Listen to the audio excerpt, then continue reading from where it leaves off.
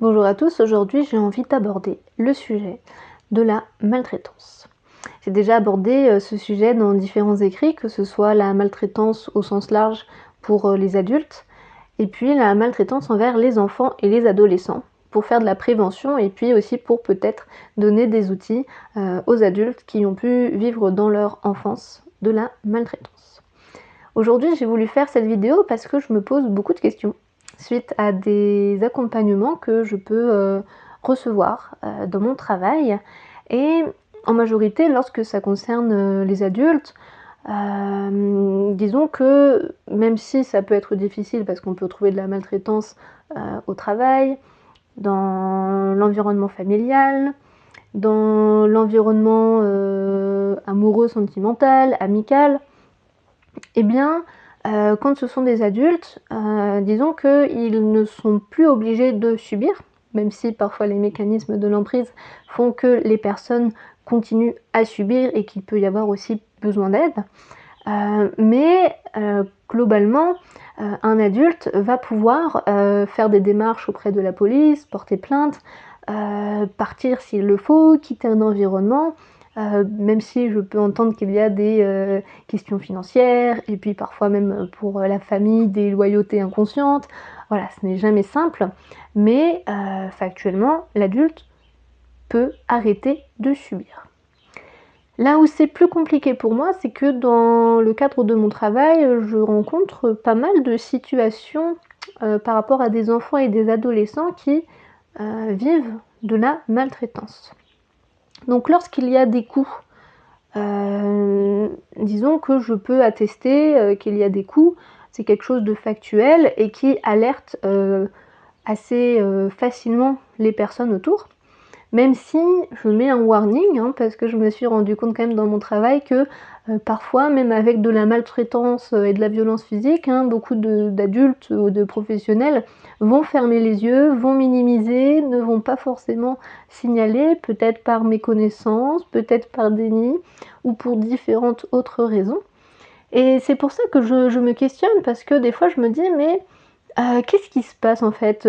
Pourquoi on est si peu formés, si peu attentifs, parce que les professionnels devraient être formés, mais je pense que d'une manière générale, tout le monde devrait se renseigner sur la maltraitance, sur le fait aussi tout ce qui est en fait maltraitance, mais pas que physique, la maltraitance psychologique, verbale.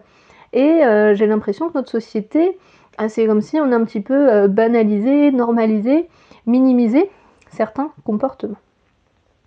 Donc lorsqu'il y a de la violence physique, les écrits sont rédigés d'office, en tout cas pour ma part, parce que c'est factuel et concret. Par contre, je me trouve parfois confrontée à des situations où il y a une forme de maltraitance et de violence psychologique verbale. Et dans ces cas de figure, c'est délicat parce que concrètement, il y a moins d'éléments objectifs sur lesquels s'appuyer pour attester d'un climat, d'un environnement qui peut être compliqué. Et j'ai réalisé que, évidemment, toutes les situations, toutes les personnes que je rencontre, il n'y a pas forcément de la maltraitance. Mais dans les situations auxquelles je pense, je me suis rendu compte qu'il y avait beaucoup de symptômes et que c'est souvent les enfants et les adolescents qui ont tous ces symptômes, et que dans ces cas de figure, bien souvent, au premier plan, il va y avoir de l'anxiété, avec peut-être de l'anxiété sociale, de la phobie scolaire. Souvent, en tout cas, j'ai pu voir des suivis sous tous les angles, avec différents professionnels derrière, des hôpitaux, des hospitalisations.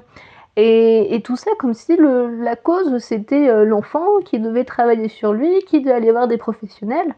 Et moi je me dis d'accord, sauf que moi quand ils arrivent à mon cabinet et que j'échange avec ces adolescents ou ces enfants, je me rends compte qu'il y a un environnement qui est quand même assez inquiétant, que les enfants et les adolescents peuvent eux-mêmes me mettre en mots, et je me dis mais est-ce que les autres professionnels le repèrent? Donc voilà, j'ai pas forcément la réponse, et je me questionne parce que en fait, qu'est-ce qu'on fait? Moi-même je me sens impuissante, parce que donc je me mets quand même en lien avec la CRIP, pour avoir des informations, donc avec l'aide sociale à l'enfance aussi, pour savoir que faire, je reste vigilante.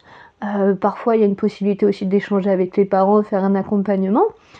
Donc en fonction aussi des possibilités, d'ajustement, l'accompagnement et mes démarches ne sont pas non plus les mêmes.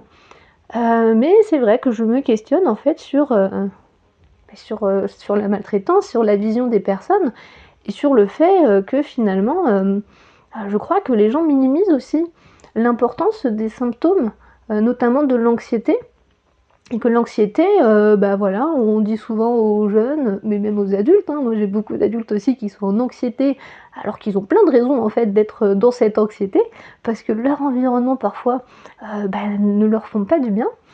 Et c'est comme si, il faudrait, s'adapter, enlever cette anxiété sans en fait regarder le fond du problème derrière. Donc tout ça pour vous dire, d'être vigilant, parce qu'en fait, moi je suis persuadée et je me le confirme encore à chaque fois dans mes échanges avec les personnes que je rencontre, qu'importe les sujets, les thématiques, mais qu'en fait le corps il s'exprime énormément, que ce soit par de l'anxiété, par des phobies, par des douleurs, par du stress, par des troubles digestifs, tout ce que vous voulez. Et que, parfois, c'est bien de mettre en lumière, mais c'est aussi, qu'est-ce qu'on peut mettre en place? Parce que s'il y a de l'anxiété et que c'est l'environnement qui déconne, mais qu'on va voir tous les professionnels du monde en essayant de trouver une solution, mais qu'on change pas l'environnement, qu'on veut juste changer, les émotions et les sensations de l'enfant ou de l'adulte ou de l'adolescent, qu'importe la personne, sans changer, l'environnement, moi je suis persuadée que l'anxiété ne peut pas partir. Parce que, tant qu'on reste dans l'environnement qui ne nous fait pas du bien, ou du moins qu'on ne réajuste pas l'environnement, parce qu'on va pas toujours non plus partir, parfois ça peut se réajuster aussi, en fait on ne peut pas non plus avancer. Donc je ne sais pas si peut-être il y a des personnes qui réfléchissent aussi sur ces sujets. N'hésitez pas si vous souhaitez peut-être mettre des commentaires. En tout cas, voilà, moi je me pose beaucoup de questions sur ce rapport à la maltraitance, aux émotions et justement à cette minimisation. Donc je vous souhaite une bonne journée.